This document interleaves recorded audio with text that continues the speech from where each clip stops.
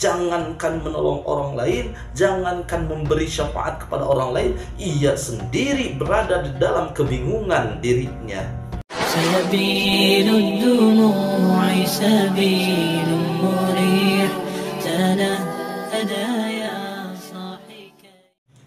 Assalamualaikum warahmatullahi wabarakatuh. Hadirin jamaah kaum muslimin, saudara-saudaraku dimanapun anda berada, rahimakumullah.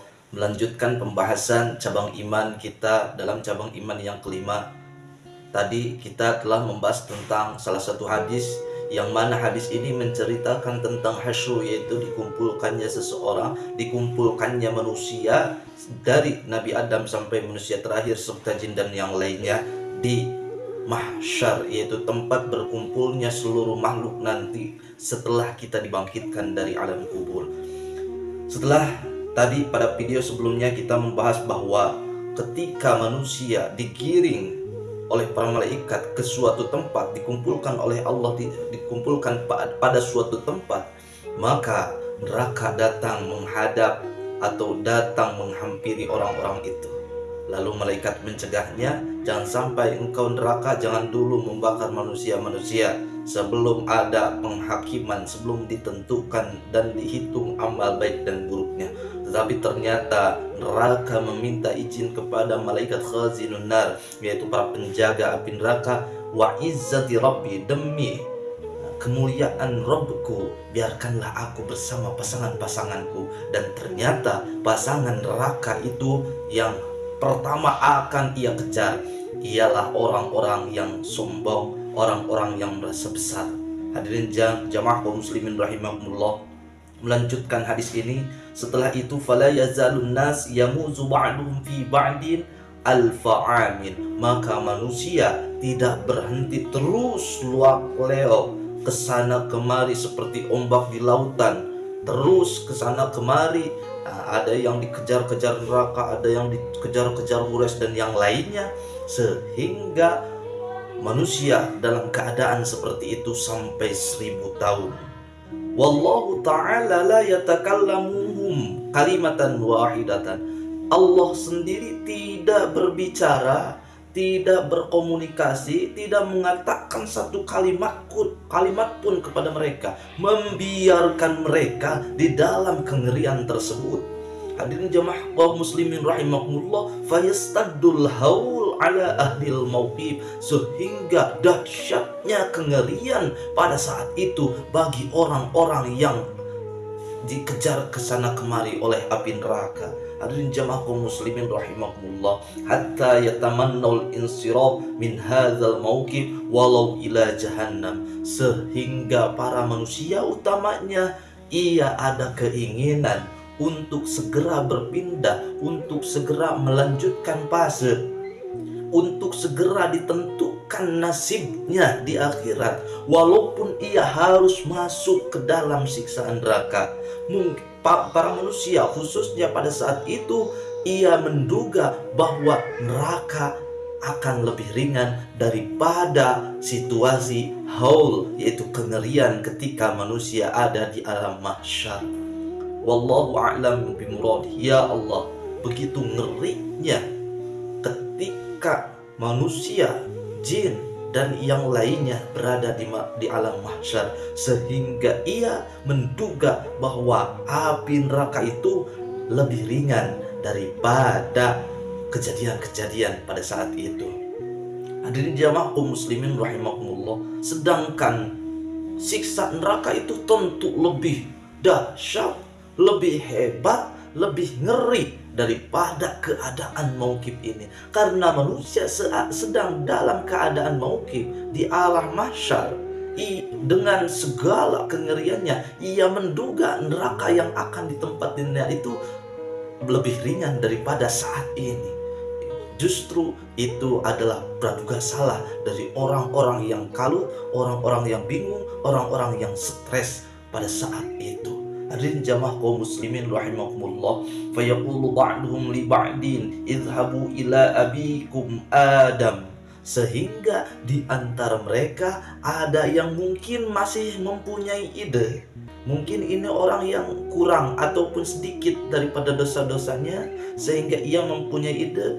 Hei, katanya, mari kita mendatangi bapak kita semua, yaitu Nabi Adam. Jadi ada ide untuk mendatangi Nabi Adam, yang mana tujuannya yaitu agar Nabi Adam bisa menolong mereka supaya Allah Subhanahu wa Ta'ala mempercepat prosesnya, supaya mereka secepatnya dihukumi, walaupun mereka harus menerima akibat, yaitu masuk ke dalam api neraka. Na'udzubillah summa na'udzubillah. Fayatuna Adam, maka mereka mencari Nabi Adam dan mendapati Nabi Adam ada di suatu tempat, sehingga mereka mendatangi Nabi Adam. Pada saat itu fayaquluna, mereka berkata kepada Nabi Adam, Ishfa' lana ila rabbik. Kata mereka kepada Nabi Adam, ya Abal Bashar, al-amru alaina syadidun. Wahai bapak seluruh manusia, urusan atau perkara atau kondisi sekarang ini yang terjadi pada kita sangatlah dahsyat. Wa antal ladzi khalaqallahu biyadihi, dan engkau orang yang pertama Allah ciptakan dengan kekuasaannya sendiri. Wa asjada laka malaikatahu, dan Allah Subhanahu wa Ta'ala memerintahkan supaya para malaikat untuk bersujud kepadamu. Wa nafakha fika min ruhihi, dan Allah Subhanahu wa Ta'ala lah yang telah meniupkan padamu ruhnya sendiri. Setelah itu, Ishfa' lana fi faslil qada, Ishfa' lana ila rabbika liyaqdiya bainana. Kata mereka, oleh karena itu syafaatilah kami, tolonglah kami untuk menjadi wasilah kepada Rabb, supaya Rabb kita, Tuhan kita mempercepat penghukuman, penghakiman, pemutusan hukum. Saya sudah tidak kuat dalam kondisi seperti ini. Ishfa' lana li rabbika, mohonkan ampunan, mohonkan proposal atau apa istilahnya, mohonkan kepada Rabb kita agar ia mempercepat prosesnya, supaya kita cepat-cepat diputuskan mau kemana kita akan berlanjutnya. Walaupun praduganya pada saat itu, walaupun mereka harus masuk neraka, na'udzubillah. Lalu fayaqulu lastu hunaka inni qad ukhrijtu minal jannah bi khati'atin. Ternyata jawaban Nabi Adam pada saat itu, Nabi Adam berkata, lastu hunaka, saya bukan orang yang tepat untuk mensyafaati kalian. Inni qad ukhrijtu minal jannah bi khati'atin, karena saya telah dikeluarkan dari surga karena ada satu kesalahan. Jadi Nabi Adam pada kala itu tidak bisa mensyafaati, menolong umat, menolong manusia dalam keadaan yang sangat dahsyat, yang sangat ngeri itu, supaya cepat mendapatkan keputusan. Ternyata Nabi Adam dalam keadaan bingung, ia angkat tangan, tidak mampu untuk memberikan syafaat itu karena ia sendiri pernah dikeluarkan dari surga dengan satu kesalahan. Wa annahu laisa yuhimmunil yaum illa nafsi, sehingga bagi Nabi Adam katanya bahwasannya kesalahan inilah yang menjadikan ia bingung dirinya sendiri pada kala itu. Jadi Nabi Adam ketika dipinta syafaat oleh orang-orang, oleh manusia, ia tidak bisa memberikan syafaat itu karena ia sendiri berada dalam kebingungan pada saat itu karena kesalahannya, yang mana ia pernah dikeluarkan dari surga karena satu kesalahan. Hadirin jamaah kaum muslimin rahimakumullah. Maka orang-orang itu setelah menerima pernyataan Nabi Adam, dan Nabi Adam memberikan memberikan ide atau menuduhkan, walakin alaikum binu, tetapi barangkali Nuh bisa memberi syafaat kepada kalian. Jadi Nabi Adam merekomendasikan untuk mencari Nabi Nuh, sehingga manusia meminta tolong atau meminta syafaat kepada Nabi Nuh. Barangkali Nabi Nuh yang bisa meminta kepada Rob agar supaya manusia cepat dihukumi pada saat itu. Lalu para manusia itu akhirnya dengan bersedih hati karena Nabi Adam tidak bisa menolongnya, mensyafaatinya. Lalu ia pergi dan mencari Nabi Nuh. Setelah menghadap Nabi Nuh, mereka berkata sebagaimana yang dikatakan kepada Nabi Adam, "Ishfa' lana ila rabbika liyaqdiya bainana." Wahai Nuh, syafaatilah kami, tolonglah kami, pintakanlah kepada Rob supaya Rob kita, supaya Tuhan kita secepatnya memutuskan kita. Kita ini sudah tidak kuat dalam kondisi seperti ini. Supaya Rob kita secepatnya menghakimi kita, memutuskan kita mau ke surga ataupun ke neraka. Jikalau memang takdir kita masuk ke neraka, gak apa-apa, saya sudah tidak kuat di sini. Mungkin mereka saat itu menduga neraka lebih ringan daripada kejadian-kejadian kengerian pada saat itu. Fayaqulu, maka Nabi Nuh ia menjawab permintaan daripada manusia pada saat itu, "Inni da'autu da'watan ughriqat ahlul ardi lastu hunaka."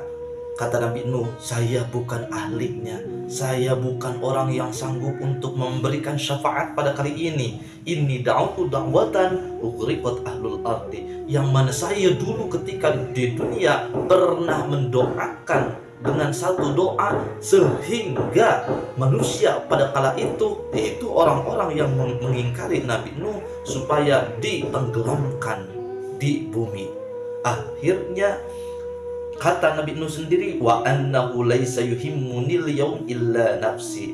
Sekarang ini tidak ada yang saya bingungkan, yang saya merasa susah, kecuali saya kesusahan atas diri saya sendiri. Saya kebingungan atas diri saya sendiri. Nabi Nuh ia merasa bingung atas dirinya. Nabi Adam pula merasa bingungan atas dirinya sendiri, bagaimana nasib dirinya sendiri. Nabi Adam alasannya karena ia pernah melakukan kesalahan sehingga ia dikeluarkan dari surga. Sedangkan Nabi Nuh ia beralasan bingung atas dirinya sendiri karena Nabi Nuh dulu di dunia pernah melakukan atau membacakan atau ia pernah berdoa dengan satu doa sehingga kaumnya pada kala itu walaupun mereka berdurhaka untuk ditenggelamkan di dunia. Hadirin jamaah kaum muslimin rahimakumullah. Lalu Nabi Nuh Nabi Nuh merekomendasikan, walakin utu ila Rob Ibrahim, tetapi coba datangilah Nabi Ibrahim.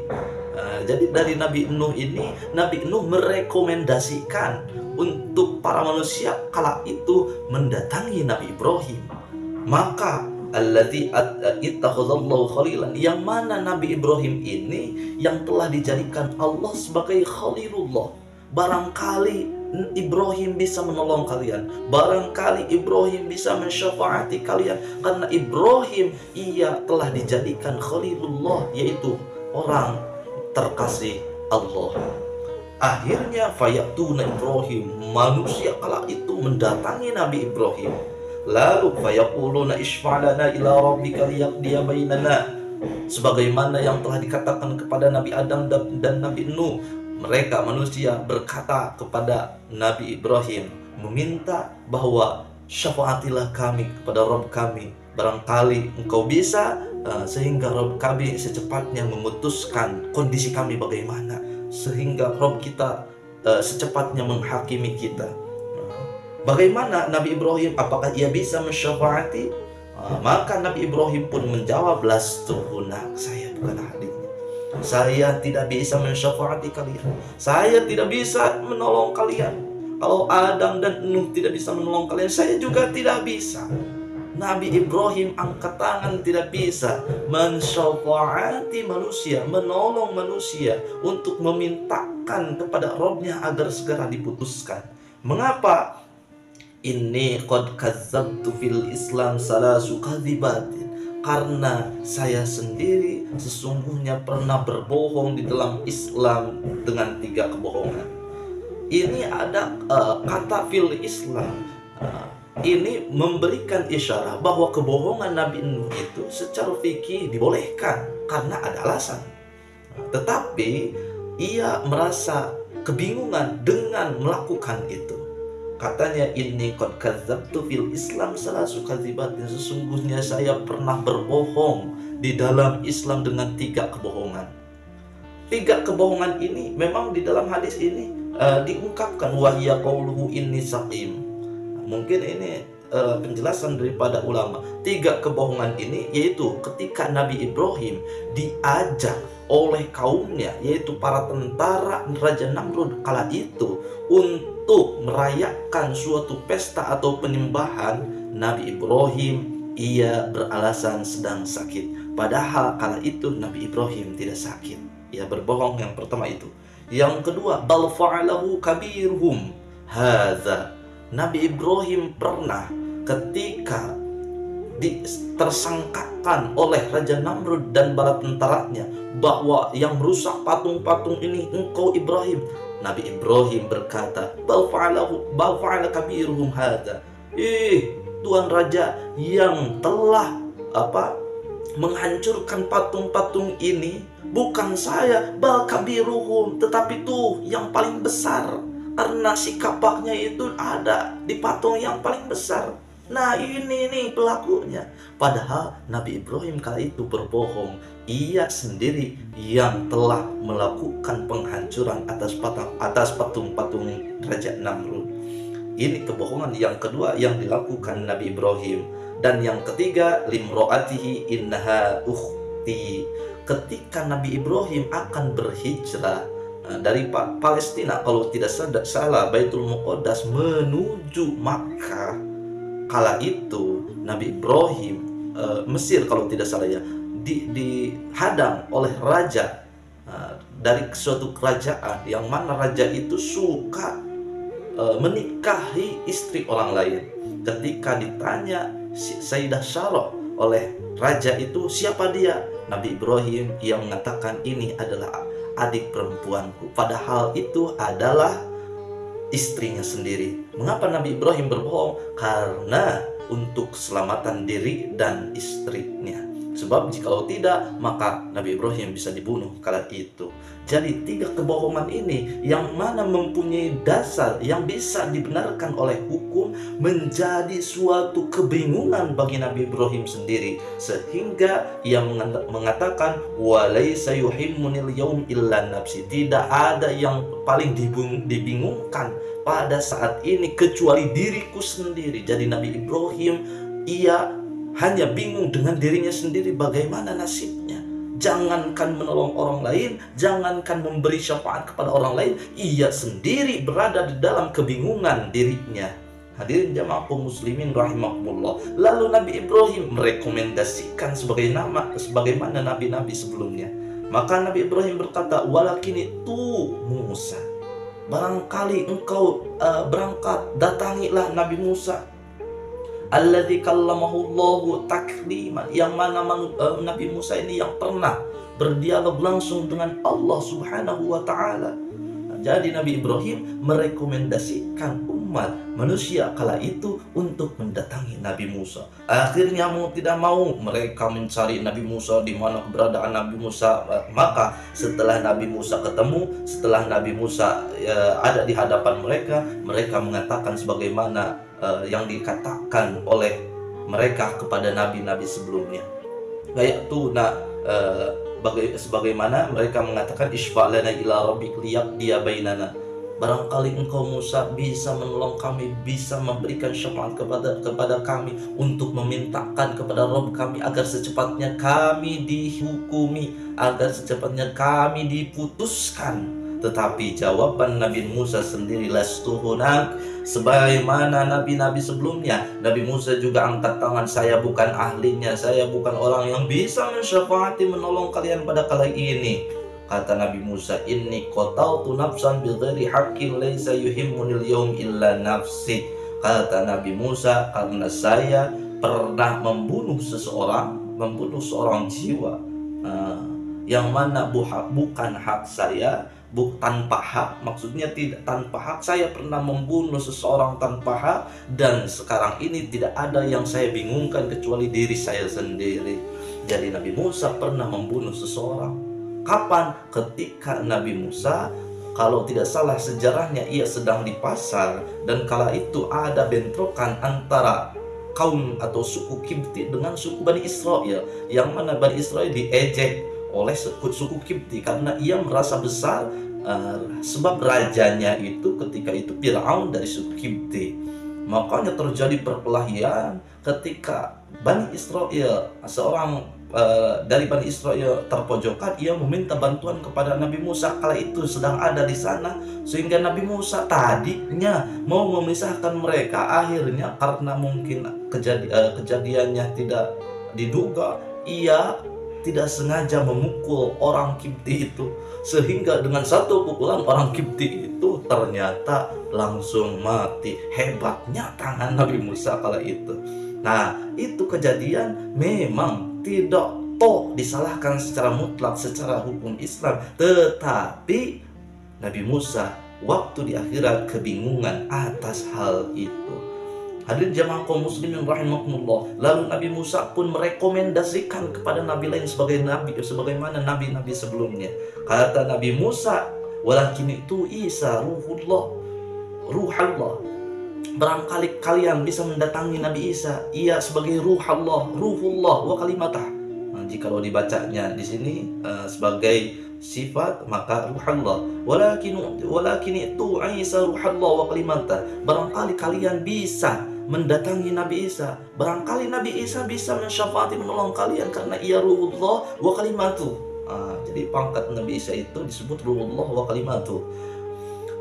Fayatunahu, mau tidak mau manusia pada saat itu mendatangilah sebagaimana rekomendasi daripada Nabi Musa sendiri, yaitu mendatangi Nabi Isa. Hari jamaah kaum muslimin rahimakumullah, setelah mereka mendapati Nabi Isa, fayatuna fayaqulu inni ittakhadtu wa ummi inni uttakhidtu wa ummi ilahaini min dunillah wa inni la yuhimmunil yawm illa nafsi.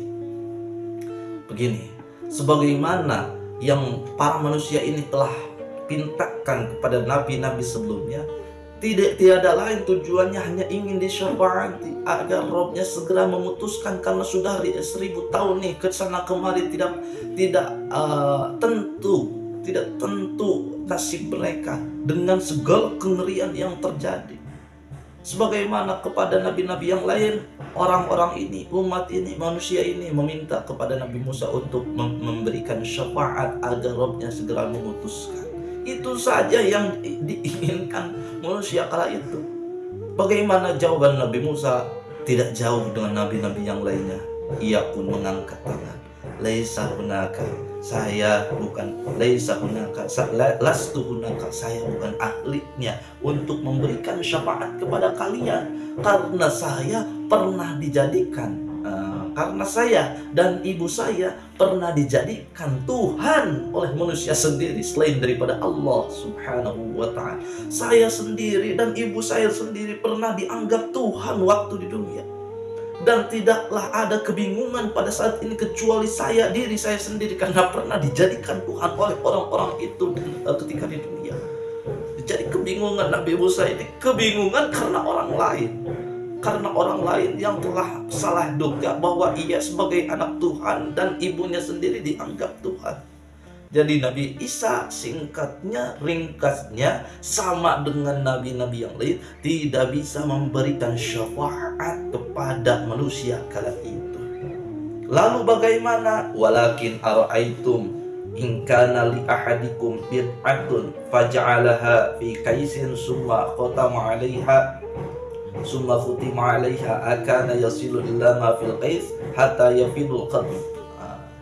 Jadi Nabi Isa di sini tidak langsung merekomendasikan kepada siapa selanjutnya manusia ini meminta syafaat, tetapi Nabi Musa memberikan suatu perumpamaan.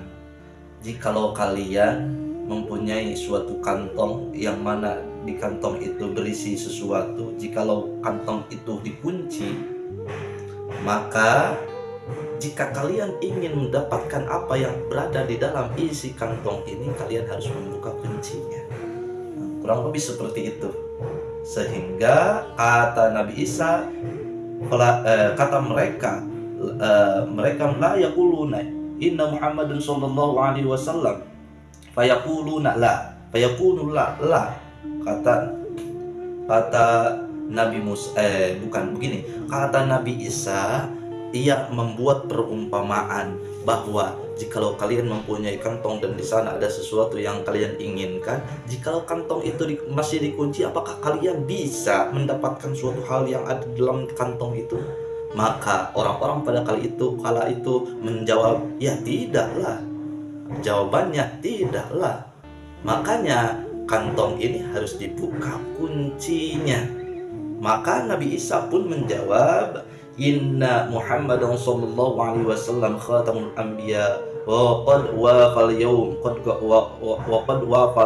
qad ghafarallahu lahu ma taqaddama min dhanbihi wa ma ta'akhkhar. Kata Nabi Isa menyatakan bahwa sesungguhnya Nabi Muhammad sallallahu alaihi wasallam ia sebagai khatamul anbiya, sebagai penutup para nabi.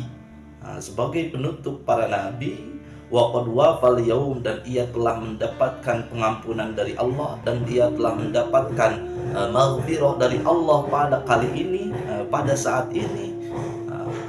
Sehingga apa yang telah ia kerjakan dan apa yang akan kerjakan, ia telah mendapatkan ketentuan dari Allah, yaitu pengampunan. Utuhu fayatunahu. Maka Nabi Isa merekomendasikan, datangilah Nabi Muhammad dan pintakanlah syafaat itu darinya.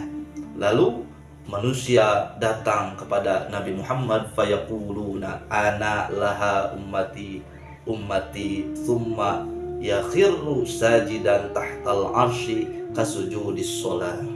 Ketika mereka direkomendasikan oleh Nabi Isa untuk mendatangi baginda kita Nabi Yuna Muhammad sallallahu alaihi wasallam, maka mereka secepatnya mencari Nabi kita. Setelah pada saat itu didapati, maka mereka isfa'lana.